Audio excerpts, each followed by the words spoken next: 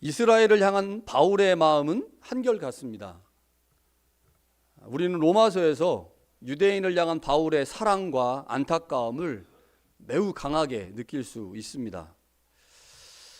바울만 자신의 동족을 사랑하는 것은 아니죠. 우리도 이 땅을 살면서 우리 동족에 대한 안타까운 마음, 또 사랑의 마음을 가지고 있습니다. 기본적으로 모든 이민자들은 조국 대한민국에 대한 애정을 가지고 있는 것 같아요. 그러나 많은 경우 우리는 이제 캐나다에 사니까요. 캐나다와 한국을 비교하면서 한국 비판을 참 많이 합니다. 한국은 이것도 문제고 이것도 문제고 이것도 문제고 그렇게 비판하는 이유는 우리가 이민지에 살기 때문에 그럴 수밖에 없는 것 같아요. 표면적으로 보면 한국을 싫어하는 것처럼 보일 수도 있지만 사실 모든 비판의 기본적인 마음과 정서는 애정과 안타까움이죠. 한국을 너무 사랑해도 그렇고요. 한국에 대한 안타까움이 있어도 그런 비판들이 여러 방식으로 표현되는 것 같습니다. 애정이 없으면 관심도 없고 관심도 없으면 비판도 안 하죠. 그래서 우리가 예전에 많이 하던 말 중에 사랑의 반대는 미움이 아니라 무관심이다. 이런 얘기를 저희가 종종 했는데 우리가 한국에 대해서 비판하는 이유는 한국에 대한 애정과 안타까움 때문인데 바울도 비슷했던 것 같습니다. 우리가 지난주에 로마서 9장을 살펴보았는데 바울이 로마서 9장에서 유대인들을 상당히 비판하죠. 비판하는 이유가 무엇입니까? 그렇게 많은 특권을 받았음에도 불구하고 하나님의 율법을 제대로 이해하지 못하여 하나님의 아들 예수 그리스도가 이 땅에 오셨을 때 그를 거부했습니다. 뿐만 아니라 하나님께서 주권적 선택을 통해 이방인을 선택하시는 것에 대한 이해도 하지 못했죠. 그래서 하나님이 마치 불의한 것처럼 생각했던 사람들, 바로 이들이 이스라엘이죠. 그래서 그 이스라엘을 바울이 매우 강도 있게 비판합니다. 그러나 그 비판의 깊은 곳에는 여전히 자신의 민족을 향한 사랑이 담겨 있는 거죠. 오늘 10장의 시작도 그렇습니다. 그런데요, 11장의 시작도 그래요. 그러니까 9장과 10장과 11장에 단락이 시작하는 곳마다 바울은 자신의 민족을 향한 안타까움과 사랑을 표현하는데 오늘 1절에 이렇게 되어 있죠. 내 마음에 원하는 바와 하나님께 구하는 바는 이것이다. 이스라엘을 위한 것인데 곧 그들로 구원을 받게 하려는 것이다. 그 이스라엘의 구원 문제가 바울에게 굉장히 부담이 됐고 큰 걱정이 되었기 때문에 9장에서 말씀을 시작하면서도 이스라엘의 구원에 관한 문제를 언급했고 10장도 역시 그렇고요. 11장도 역시 그렇게 장을 시작하고 있습니다. 그러나 바울의 간절한 마음과 달리 유대인들은 하나님의 구원의 백성에서 멀어졌습니다. 그 이유를 바울이 2절에 이렇게 말해요. 그들이 하나님께 열심히 있으나 올바른 지식을 따른 것이 아니기 때문이다. 기독교 신앙에서 하나님에 대한 바른 지식은 무엇보다도 중요합니다. 왜냐하면 하나님에 대한 잘못된 지식은 언제나 우상숭배와 연결되기 때문입니다. 그러니까 우상숭배라고 하는 것은 기본적으로 하나님 외에 다른 신을 섬길 때 그것을 우리는 우상숭배라고 말을 하잖아요. 그러나 이스라엘 역사에서 보면 하나님에 대한 잘못된 지식을 가지고 하나님을 섬길 때도 역시 우상숭배라고 불렀습니다. 그러니까 대표적인 것이 산당이죠. 산당. 이스라엘이 산당을 왜 만들었을까요? 자, 이스라엘 우리나라보다 캐나다보다 훨씬 작은 나라지만 교통수단이 발달되지 않았기 때문에 다른 지역에 사는 사람들이 예루살렘에 와서 제사를 드릴 수가 없었어요. 너무 머니까 며칠씩 와야 되니까 죄를 지었는데 그 죄의 문제를 해결해야 되는데 해결할 수 없잖아요. 절기 때까지 기다려야 되는데 그럴 수가 없으니까 이스라엘 사람들이 자신의 동네에다가 성전과 비슷한 걸 만들었거든요. 그게 뭐냐? 산당입니다. 그런데 그 산당에서 이스라엘 사람들은 누구를 섬겼을까요? 하나님을 섬겼잖아요. 그런데 하나님을 섬기던 그 산당이 우상숭배의 온상이 되고 말았습니다. 이유가 뭐겠습니까? 하나님에 대한 잘못된 지식이 우상숭배로 변질됐기 때문이죠.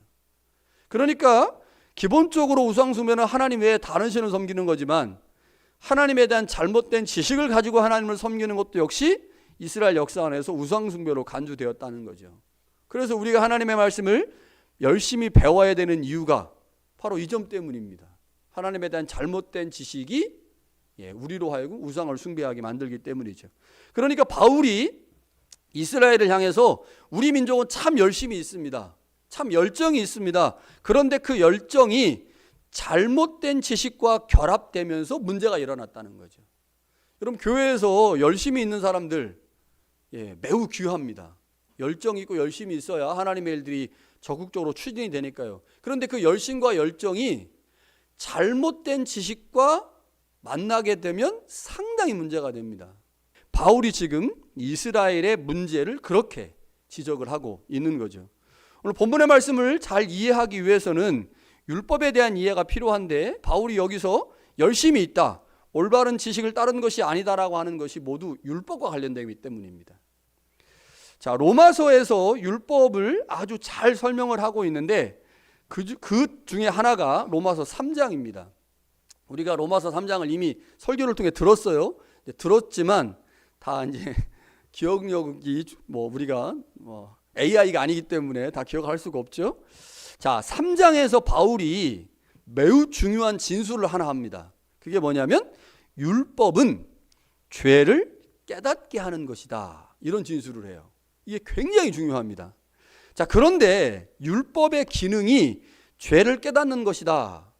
자, 이 말씀을 구약성경에서 찾아봤어요.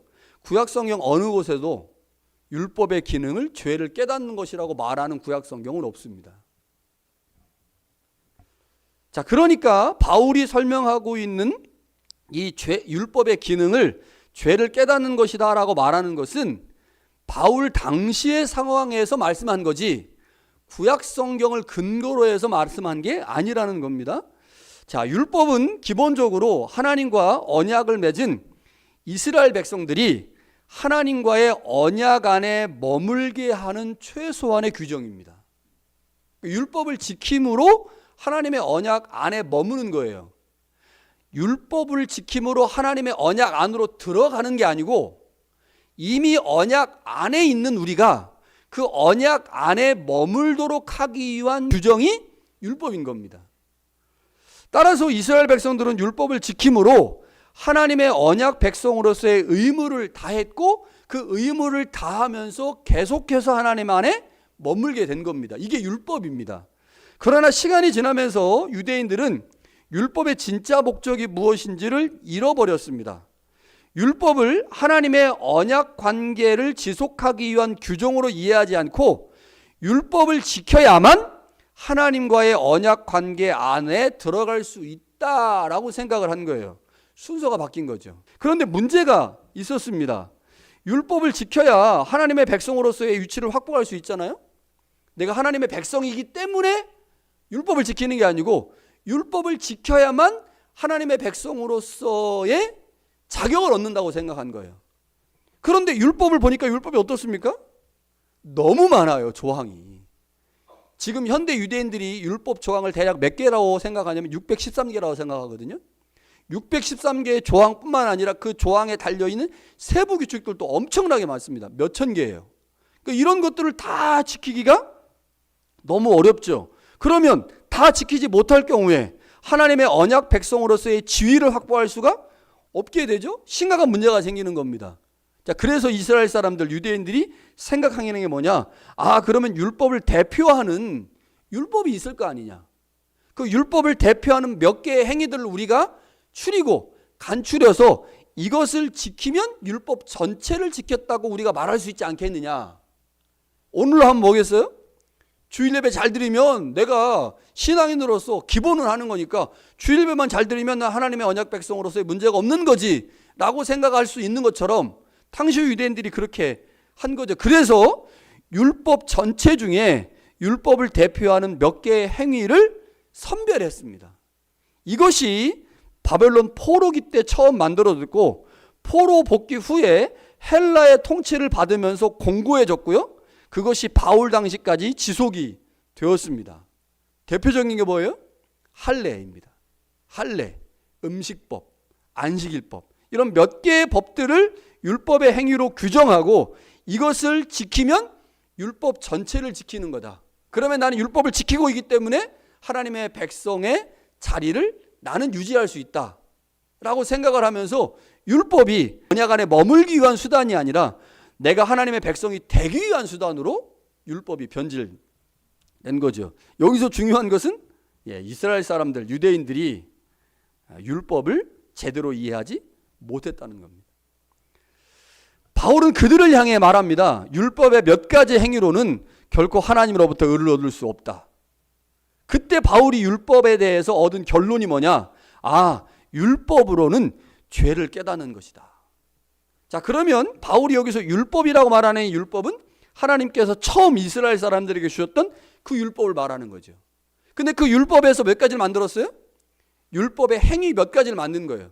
그런데 지금 율법의 행위 몇 가지를 지키면서 나는 하나님의 율법을 다 지키고 있다. 나는 하나님과 관계가 문제가 없다라고 생각하는 이 행위 자체가 바울이 볼 때 문제가 있잖아요. 그럼 이 문제를, 율법의 행위를 지키고 있는 이 문제를 무엇이 고발하느냐면 하나님께서 원래 주셨던 그 율법이 잘못된 유대인들의 율법의 행위를 고발한다는 겁니다. 그러니까 우리가 하나님의 말씀을 배우기 전에는요, 주일 예배만 잘 참석하는 것도, 공예배만 잘 참석하는 것도 나는 좋은 신앙인으로 잘 세워지고 있다고 생각을 했어요. 그래서 그 일에 목숨 걸고 열심히 했습니다. 내가 다른 일은 안 해도 주일 예배는 잘 참석해야지라고 생각해서 예배를 열심히 드렸어요. 난 아무 문제가 없다고 생각을 하죠. 그래서 어디 가서 나는 신앙생활 잘하고 있다고 생각을 했어요. 그런데 하나님의 말씀을 배우다 보니 그게 잘못됐네. 그게 아니구나. 내가 하나님의 백성으로 이 땅을 살아간다는 것, 하나님의 자녀가 된다고 하는 것은 단순히 주일 예배만 잘 참석한다고 되는 문제가 아니었구나. 내가 그렇게 생각하는 게 내 어리석음이었고 문제가 있었네라는 것이 무엇을 통해서 밝혀지는 거예요? 하나님의 말씀을 통해 밝혀지는 거예요. 그러니까 바울이 로마서에서 말하고 있는 율법과 율법의 행위는 다릅니다. 율법은 하나님이 이스라엘 백성들에게 처음 주셨던 법이고 그 법 중에 일부의 행위를 만들어 놓고 그 행위를 통해서 율법 전체를 지켰다고 착각하는 그들을 향해 바울이 말하는 겁니다. 율법으로 죄를 깨닫게 한다. 그러니까 우리가 율법을 제대로 이해하게 되면 지금 우리가 하고 있는 신앙의 행태가 잘못된 것이구나. 나는 죄인이구나 라는 사실을 깨달아 알게 된다라고 지금 바울이 로마서에서 말하는 거죠. 그러니까 바울이 설명하고 있는 율법으로는 죄를 깨닫는다라고 하는 율법에 대한 정의는 바울 당시에 잘못된 신앙의 형태를 가지고 있는 유대인들을 고발하기 위해서 바울이 해석해낸 율법의 정의입니다. 굉장히 바울이 탁월한 거죠. 바울은 본래의 율법이 몇 개의 율법의 행위에 골몰하고 있는 유대인들이 실제로는 율법을 범하는 죄인이라는 사실들을 깨닫게 하는데 그 역할이 있다고 본 겁니다. 따라서 율법의 가장 중요한 기능을 죄를 깨닫는 것이라고 본 것은 바울 당시의 유대인들의 모습을 통해서 바울이 내린 결론인 거죠. 자, 그러니까 바울 당시에 유대인들이 어떻게 신앙생활을 했고 그들을 향해 바울이 지금 고발하고 있는 게 뭔지를 머릿속에 염두에 두고 2절을 보면 2절에서 말씀하시는 올바른 지식을 따르지 아니했다라는 건 뭐겠어요? 올바른 지식을 따르지 않았다고 하는 것은 율법에 대한 잘못된 이해를 가졌다는 거예요. 바울이 율법에 대한 바르지 못한 이해를 3, 4절에 연결해서 바울이 그 의미를 더욱 설명해 주고 있는데 3절에 보면 바울이 하나님의 의를 얘기하고 자기의 의를 얘기하잖아요. 여기서 말하는 자기의 의가 뭐겠습니까? 자기의 의? 율법 전체를 지키지 않으면서 몇 개의 행위를 지키고 그 행위를 통해서 나는 율법을 지키는 사람입니다 라고 자신의 행위를 자랑하는 사람들이 있었거든요. 그들을 향하여 바울이 지금 고발하는 겁니다. 너희는 하나님이 정말로 너희들에게 주신 하나님의 의인 율법 전체가 무엇인지도 알지 못하면서 몇 개의 행위를 통해서 그 행위를 통해서 자신의 의를 드러내고 세우려고 하는 매우 교만한 자들이다 라고 하면서 바울이 3절에서 유대인들의 죄악된 모습을 지금 드러내는 겁니다. 그것이 바로 하나님의 의와 자기의 의의 기본적인 의미인 거죠. 그러면서 바울이 이렇게 말하죠. 예수 그리스도는 율법의 마침이 되셨다. 자, 무슨 말입니까? 예수 그리스도가 이 땅에 오신 이상 더 이상 하나님은 율법이라고 하는 방법으로 의를 얻게 하지 않으신다는 겁니다. 그래서 율법은 더 이상 필요하지 않아요. 새로운 방법이 이 땅에 나타났기 때문에. 이것을 바울은 갈라디아서에서 율법을 초등교사 혹은 몽학선생이라고 표현을 하는데요, 긍정적으로 말하면 율법이 예수님을 통해서 완성됐기 때문에 더 이상 율법이 필요하지 않다는 의미고, 조금 더 부정적으로 표현하면 율법의 유효기간이 끝났다는 겁니다. 율법의 유효기간이 끝났으니 더 이상 율법이라고 하는 것으로, 율법의 행위를 통해서 하나님 앞에서 의를 얻으려고 시도하면 안 된다는 거죠. 율법을 제대로 이해해도 율법으로부터 의를 얻는 것이 쉽지 않은데, 율법에 대한 제대로 된 이해가 없는 상태에서 몇 개의 율법의 행위를 통해서 의를 얻으려고 시도하고 있으니 유대인들이 얼마나 바울 보기에 한심하겠습니까? 굉장히 잘못된 방식으로 지금 신앙생활을 하고 있는 거예요. 그래서 1절부터 4절까지는 바울이 지금 유대인들이 율법에 대해서, 그 율법을 통해서 나온 율법의 행위를 통해서 그들은 철저히 실패했다, 그 얘기를 하는 겁니다. 실패했다. 그런데 10장이요, 재밌게도 A, B, A-구조로 돼 있어요. 1절부터 4절까지 유대인의 실패를 이야기하고요, 그 실패를 보완할 수 있는 새로운 믿음의 의, 그것을 중간에 설명하고 다시 16절부터 이스라엘의 실패를 얘기합니다.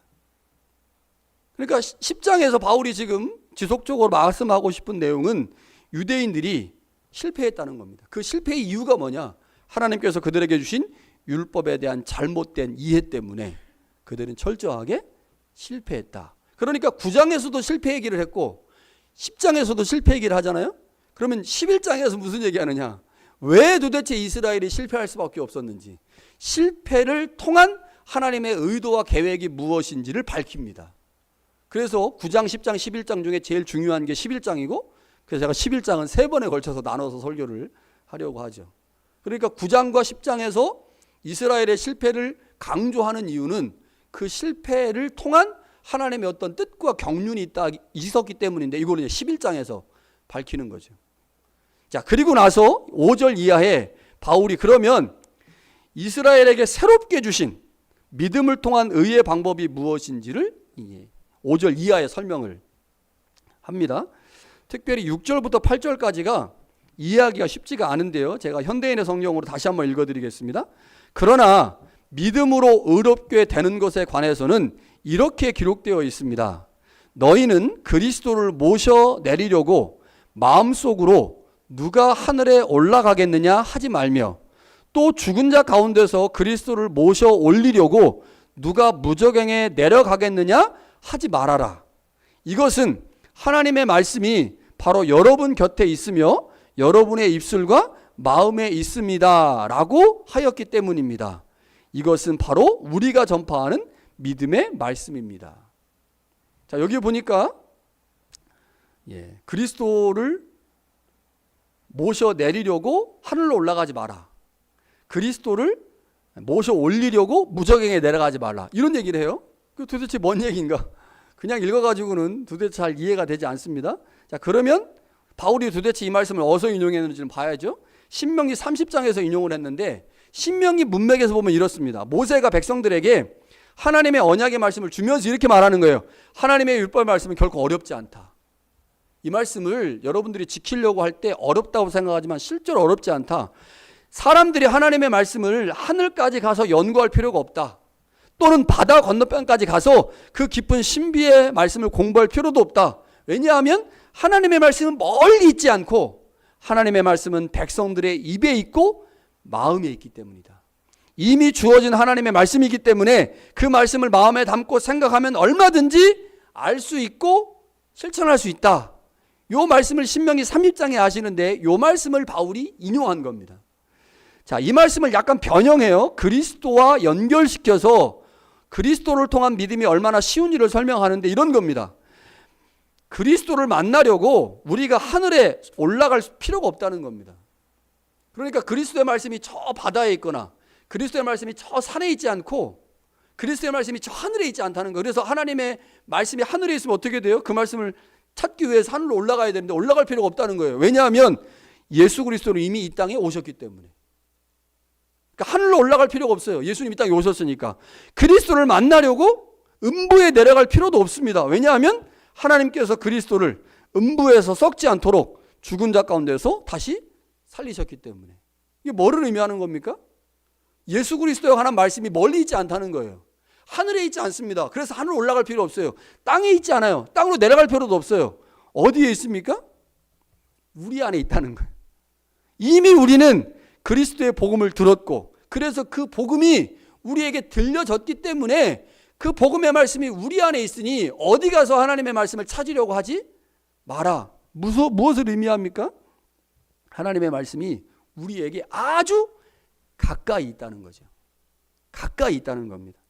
하나님께서 우리에게 주신 새로운 의의 방식은 유대인들이 주장하는 것처럼 어떤 행위를 통해서 이루어지지 않습니다. 할례를 할 필요도 없고 음식과 관련된 규정을 지킬 필요도 없습니다.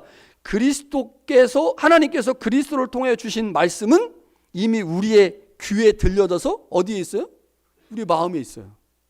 그래서 바울이 이렇게 말합니다. 내가 만일 내 입으로 예수를 주로 시인하며 또 하나님께서 그를 죽은 자 가운데서 살리신 것을 내 마음에 믿으면, 그 마음에 하나님의 말씀이 있잖아요. 그 믿으면 되는 거예요, 이제. 그리고 그 믿은 사람이 그리스도에 관해서 입술로 시인하면 되는 겁니다. 얼마나 쉽습니까?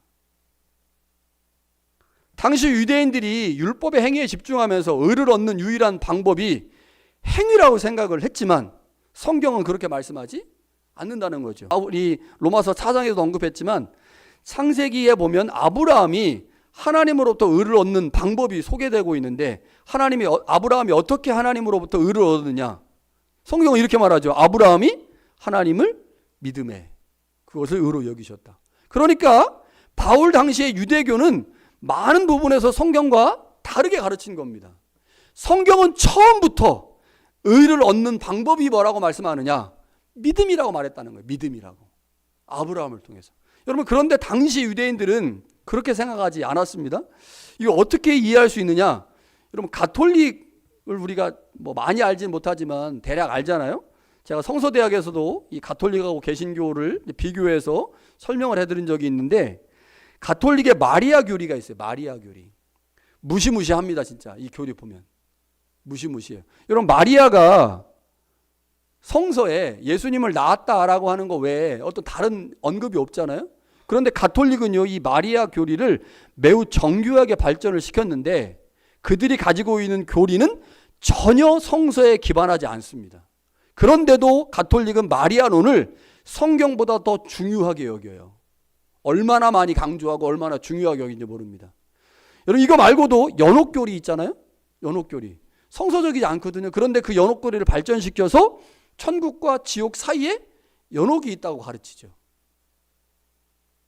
교리가 성경 위에 있습니다. 대표적인 교단이 그래요. 가톨릭이 그렇습니다. 성경보다 교리가 위에 있어요. 그러니까 우리가 개신교는 성서를 매우 중요하게 여기고 성서를 가장 중요한 성서에 중요한 권위를 두기 때문에 가톨릭의 이러한 행태들에 대해서 잘 이해가 안 되잖아요. 그런데 가톨릭은 어찌됐든 간에 성경보다 교리를 더 중요하게 여깁니다. 바울 당시의 유대교가 그런 거예요. 바울 당시의 유대교가. 분명히 성경에 보면 아브라함이 하나님을 믿음에, 그것이 하나님께서 아브라함을 의로 여기시는 방법이었잖아요. 그런데 그 본문을 읽으면서 자신들이 가지고 있는 교리 때문에 그 내용을 제대로 이해하지 못하고 그냥 넘기는 겁니다. 당시 유대교 상황에서 보면요, 바울은 종교개혁을 일으킨 마틴 루터와 같은 역할을 한 거죠. 핵폭탄을 던진 겁니다. 유대교에다. 바울 당시 대다수의 유대인들은 유대교의 전통과 교리 안에 갇혀 있었습니다. 그들은 그 교리로 인해 창세기 아브라함 이야기를 읽으면서도 오해한 거죠. 그러나 로마교회 유대인들은 당시의 주류 유대인들과 달라야 합니다. 이유가 뭘까요? 어찌됐든 간에 로마 교회 안에 있는 유대인들은 복음을 들었잖아요. 복음을 들었습니다. 그리스도가 어떤 분인지를 믿고 있습니다. 그런데 여전히 율법의 행위를 중요하게 여기고 있다면 그들은 한쪽 발은 복음에 다른 한쪽 발은 율법의 행위에 담그고 있는 양다리 신앙인들이죠. 바울은 로마 교회 유대인들에게 예수 그리스도의 복음을 듣고 믿음이 생겨 그리스도인이 되었다면 주류 유대인들과는 다른 방식의 삶을 살아야 한다고 말씀하는 거죠. 주류 유대인들의 삶의 방식 중에 하나가 뭡니까? 삶의 방식 중에 하나가 나누는 거였어요. 예수 그리스도를 주로 고백하면 유대인이라 할지라도 이단, 그렇지 않은 우리는 정통.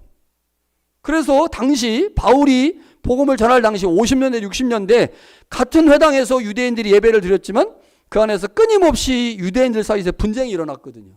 그 분쟁 때문에 로마에서 쫓겨나게 됐잖아요. 그 분쟁의 이유가 뭐냐? 예수 그리스도를 인정하느냐 안 하느냐에 따라서 인정하지 않는 유대인들은 정통이고 인정하는 유대인들은 기독교인들이라고 이단으로 규정해서 쫓아내게 된 거죠. 이게 당시 유대인들이 교회를 향해서 했던 모습인데 로마 교회 안에 있는 유대인들이 똑같은 행태를 보이고 있다는 겁니다. 로마 교회에 있는 교인들이. 로마 교회 안에 있는 그리스도인들, 유대인들이 예수를 믿게 되면서 복음을 들었음에도 불구하고 그들이 그 이전에 가지고 있었던 율법의 행위를 중요하게 여기면서 교회 안에 분파를 만들고 문쟁을 일으키고 그러면서 자신들이 기득권을 가져야 된다고 주장하면서 교회 안에 문제를 만들게 됐는데 이러한 문제를 만들게 된 그들을 향해 너희가 그리스도의 복음을 듣고 믿음이 생겨 그리스도인이 되었다면 더 이상 공동체 안에서 자신들의 기득권을 주장하지 말아야 한다고. 그들이 목숨처럼 생각했던 율법의 행위를 포기해야 한다고. 그것이 그리스도를 믿는 자의 모습이라고 지금 바울이 로마 교회 안에 있는 유대인들을 향하여 지금 말씀하고 있는 거죠. 여러분, 로마 교회는 바울이 세운 교회가 아닙니다. 바울이 세운 교회가 아니에요. 로마 교회의 설립자들은 오순절에 예루살렘에 왔다가 베드로의 설교를 듣고 예수님이 메시아라는 사실을 받아들인 사람들입니다. 오순절에 와가지고 예수님을 믿게 되고 이 사람들이 다시 로마로 돌아가서 유대교와의 갈등 안에서 교회를 세운 사람들, 이 사람들이 로마 교회 설립자들이에요. 그러니까 바울이 로마서에서 말하고 있는 칭의의 복음에 관해서 이 사람들은 잘 못 들었을 가능성이 매우 높습니다. 왜냐하면 바울이 로마서를 통해 설명하고 있는 칭의의 복음은 바울이 이방인 지역에서 복음을 전하면서 깨달았게 된 진리거든요. 그 당시에 다른 그리스도인들이 주장했던 복음이 아닙니다. 바울이 주장했던 복음이에요. 칭의의 복음이라는 게. 유대인과 이방인과의 갈등 이 안에서 바울이 율법이 아닌 믿음을 통해서 의롭게 되는 사실을 깨닫게 됐고 이것을 바울이 자신의 복음으로 많은 사람들에게 전했거든요. 그렇다고 한다면 로마 교회 안에 있는 유대인들은 이 복음에 관해서 굉장히 생소했을 겁니다. 못 들어봤을 수도 있어요. 제가 처음에 세순교회 와가지고 성서대학을 하면서 여러분들이 못 들었던 얘기 굉장히 많이 했거든요. 그랬더니 막 사람들이 다 놀랬어요. 뭐 저런 얘기가 있나. 다 그런 반응을 보였었거든요. 똑같았을 거예요. 그러면 한번 로마 교회에 있는 유대인들이 로마서를 읽는다고 생각해 보세요. 자, 1장, 2장 읽었어요. 죄 얘기니까 그렇지 우리도 죄를 지을 수 있지 생각했어요. 3장과 4장을 읽습니다. 3장에 무슨 얘기 있어요? 율법의 행위로는 의롭다 할 수 없다. 믿음으로 의롭다 된다. 그리스도의 신실함을 통해 의롭게 된다. 4장에 가니까 아브라함이 믿음으로 의롭게 됐다. 아브라함이 이방인들을 위하여 그렇게 한 것이다. 이야기를 읽었을 때 여러분 얼마나 충격을 받았을까요? 우리는 당연하게 읽고 있는 그 로마서 3장과 4장을요. 로마 교회에 있는 유대인들이 읽으면서 엄청난 충격을 받았을 겁니다. 세상에 이런 게 어딨어? 뭔 얘기하는 거야 도대체? 충격을 받았을 거예요. 자, 5장부터 6장, 7장, 8장에 무슨 얘기가 있습니까?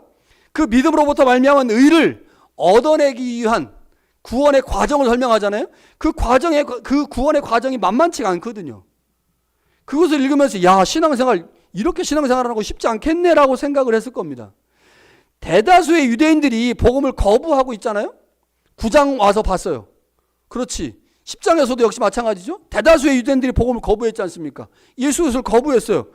9장과 10장을 읽으면서 유대인들이 가지고 있는 문제의 심각성도 대략적으로 알았을 겁니다. 3장, 4장에서는 충격을 받았고요. 5장부터 8장까지는요. 이거 신앙생활 쉽지가 않네. 9장과 10장에 와서는요. 상당수의 유대인들이 예수를 거부했어. 그런데 그 거부한 유대인들의 모습과 나의 모습을 비교해보니 별반 다르지 않아요. 별반 다르지 않아. 이런 모습을 보면서 유대인들이 충격을 받았을 겁니다. 들어보지도 못했던 복음을 들었지. 자기가 지금까지 별로 중요하게 생각하지 않았던 공동체 안에서 자기들을 통해서 이방인들과 지금 분열되고 공동체가 나누어지는 이 모습에 대해서 심각하게 생각하지 않았거든요. 왜냐하면 그건 당연하다고 생각했으니까. 공동체 안에서 우리가 주도권을 가져야 되는 게 당연한데 그걸 당연하게 받아들이고 있었는데 로마서를 읽다 보니 유대인들이 충격을 받은 겁니다. 여러분 이 충격을 받았으면 어떻게 해야 되겠어요? 이제 충격받고 끝나면 되겠습니까? 아니요. 끝나면 안 되죠. 자신들이 지금까지 하나님에 관한 올바른 지식을 갖지 못했다는 사실을 인정해야 합니다. 자신들이 믿고 있는 예수 그리스도께서 율법의 마침이 되셨음을 인정하고 뼈를 깎는 심정으로 자신들이 지금까지 목숨처럼 지켜왔던 율법의 행위를 버려야 합니다. 더 이상 자신들을 통해 교회 분열이 일어나지 않도록 만들어야 합니다. 무엇이 문제인지 알았다면, 무엇이 구원의 길이며 살 길인지를 알았다면 이제 그들에게 필요한 것은 구체적인 행동의 결단을 보이는 거죠. 하나님께서 로마서를 통해 유대인들에게 다시 한번 새로운 기회를 주고 있음을 알고 행동으로 옮겨야 합니다. 여러분 왜 유대인들에게 문제가 일어났습니까? 바울이 지적하는 것처럼요. 올바른 지식을 따르지 않았기 때문입니다. 올바른 지식을 따르지 않았기 때문에. 우리가 하나님에 관해서 올바른 지식을 갖는 것 너무 중요합니다. 물론 우리가 하나님을 온전하게 모두 아는 것은 불가능합니다. 불가능해요. 어떻게 인간이 하나님을 다 알 수 있겠어요? 하나님을 알 수 있는 방법이 우리에게 없어요. 모두를 알 수 없습니다. 그러나 하나님이 우리에게 하나님을 알 수 있도록 최소한의 것을 주셨어요. 그게 뭘까요? 성경입니다. 여러분 성경은 하나님에 관해서 100%를 말하는 책이 아닙니다. 하나님에 관해서 구원을 받을 수 있을 정도만 말해주는 책입니다. 그래서 요한복음 20장과 21장에 보면요. 성경을 기록한 요한복음을 기록한 사람이 이렇게 말하죠. 예수님에 관해서 내가 기록하려면 너무 많아서 다 기록할 수 없다. 그래서 예수님에 관한 몇 가지만을 기록했다. 그러니까 요한복음이라는 책이 그런 거예요. 예수님에 관해서 다 기록한 게 아니고 예수님에 관해서 몇 가지만 기록한 겁니다. 성경은 하나님과 예수님에 관한 일부분을 기록한 거죠. 그러나 그것은 우리가 온전할 구원을 받는데 전혀 부족하지 않습니다. 여러분 우리가 하나님을 알아야 돼요. 그런데 하나님을 알 수가 없죠. 모두를 알 수 없어요. 우리가 죽음 후에 하나님 만나야 알 수 있을 겁니다. 그러나 하나님이 최소한 이건 알아야 돼. 이건 알아야 구원받을 수 있어. 이건 알아야 우리가 하나님의 백성 이 땅을 살 수 있어. 이건 알아야 바른 그리스도를 낼 수 있어 라고 말씀한 게 뭐예요? 그게 성경입니다. 그래서 나는 성경 66권 중에 한 권 정도만 알면 구원받겠지. 아니에요. 그렇지 않습니다. 하나님이 우리에게 하나님에 관한 전체 지식 중에 구원에 필요한 일부 지식을 기록해 놓으신 게 성경이에요. 그래서 제 동기 중에 어떤 목사님은 이런 목표를 가지고 창세기 1장부터 요한계시록 22장까지 설교를 시작했어요. 그 뚝심에 제가 아주 감탄을 했는데 지금 어디쯤에 하고 있냐? 고린도 전설하고 있더라고요. 주일 거기 이제 한국 교회는 주일 낮예배가 오후 예배가 있잖아요. 주일 낮예배 계속 읽어요. 성경을 창세기부터. 주일 오후 예배도 계속 읽어요. 그래가지고 창세기부터 시작해서 어디까지 왔느냐? 고린도 전설까지 왔더라고요. 야, 대단하다는 생각이 들었습니다. 근데 그 목사님이 생각이 뭐냐? 그거예요. 제가 말씀드린 것처럼 성경 다 읽어야 된다 우리. 그러니까 성경은 하나님에 관한 전부를 기록한 게 아니고 구원에 필요한 일부분을 기록했기 때문에 우리가 성경에 대해서 모두 설교를 들어야 되고 기본적으로 성경이 어떤 책인지를 알아야 된다라고 하는 마음 때문에 그렇게 설교를 해서 거의 다 왔더라고요. 아, 대단하다.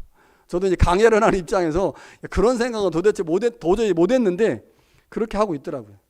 여러분 우리가 신앙의 건강함을 유지하기 위한 방법이 뭐냐? 하나님이 어떤 분인지, 하나님이 도대체 우리를 위해서 어떤 일을 하셨는지를 지속적으로 듣는 거죠. 여러분 이것이 우리 가운데 계속 들려져야 하나님 앞에서 우리가 바른 신앙의 모습을 유지할 수가 있습니다. 뿐만 아니라 하나님의 선택한 백성 이스라엘이 도대체 어떤 이유로 실패했는지도 지속적으로 살펴야 합니다. 매일매일 우리가 밥을 먹어야 되는 것처럼 우리는 지속적으로 하나님의 말씀을 듣고 배워야만 우리의 신앙의 잘못된 부분들을 계속해서 점검해 갈 수 있는 거죠. 여러분 설교는 그 역할을 하는 겁니다. 여러분 우리가 일주일의 삶을 살았잖아요. 일주일의 삶을 살면서 내가 일주일 동안 어떤 부분에 하나님 앞에 잘못했는지. 설교가 여러분의 삶을 모두 집어내지 못할 수도 있어요. 여러분의 삶을 모두 터치하지 못할 수도 있습니다. 그러나 여러분의 삶에 어떤 부분이 크게 문제가 됐는지 그렇지 않은지를 주일 설교를 통해서 여러분들이 거울 삼아 보는 거죠. 오늘 주님의 말씀을 들어보니 내 일주일의 삶이 뭐 그래 크게 문제 있지는 않았네. 다른 한편으로는 난 크게 문제가 있었네. 그러면 여러분 그 말씀을 가지고 여러분의 삶을 수정하고 돌이키는 거죠. 그렇게 우리의 삶이 말씀에 철저한 감시를 받게 될 때 건강한 신앙인으로 세워지게 되는 거죠. 여러분 유대인의 실패가 무엇인지 기억해야 합니다. 하나님에 대한 올바른 지식이 없었기 때문이죠. 특별히 하나님께서 온 인류에게 주신 새로운 의, 즉 구원의 방법을 알지 못했기 때문입니다. 유대인들처럼 우리도 실패할 수 있습니다. 하나님에 대한 잘못된 지식에 근거할 때 우리도 얼마든지 우상숭배와 같은 방식의 신앙생활을 할 수 있습니다. 그런데 참 다행인 것은, 참 감사한 것은 하나님은 우리를 사랑하시는 아버지이기에 우리에게 계속해서 말씀하신다는 겁니다. 계속 말씀하세요. 우리를 사랑하기 때문에, 우리가 바른 신앙생활을 하기를 원하기 때문에 계속해서 우리에게 말씀하십니다. 그 하나님의 말씀이 우리에게 계속적으로 들려질 때 그 말씀이 우리의 삶을 올바르게 인도해 낼 것입니다. 여러분 일주일에 우리 딱 한 번 말씀 듣잖아요. 주일 예배 딱 한 번 말씀 듣기 때문에 여러분 이때 들려지는 30분, 35분, 40분 이때 들려지는 말씀을 우리 마음가운데 잘 새겨서 이 말씀으로 우리의 삶을 돌아보고 우리의 삶을 수정하고 또 하나님이 원하시는 방향으로 만들어갈 때 실패하지 않는 성공한 그리스도인으로 세워질 수 있을 것입니다. 그런 은혜가 우리 가운데 있기를 간절히 축원합니다.